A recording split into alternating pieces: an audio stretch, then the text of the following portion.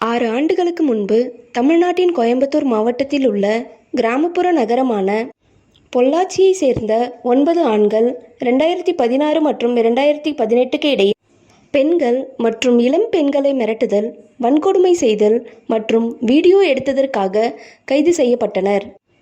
2019ஆம் ஆண்டு கைது செய்யப்பட்டதிலிருந்து சிறையில் இருக்கும் 9 ஆண்கள் மீதும் குற்றவியல் சதி, பாலியல் துன்புறுத்தல், கற்பழிப்பு, கூட்டு பலாத்காரம் மற்றும் ஒரே பெண்ணை மீண்டும் மீண்டும் பலாத்காரம் செய்தல் உள்ளிட்ட பல குற்றங்களுக்காக வழக்கு தொடரப்பட்டுள்ளது. மே 13, 2025 அன்று கோயம்புத்தூரில் உள்ள மகிளா நீதிமன்றம் 9 குற்றவாளிகளையும் குற்றவாளிகள் என்று கண்டறிந்து அவர்களின் மீதமுள்ள இயற்கையான வாழ்க்கைக்கு ஆயுள் தண்டனை விதித்தது.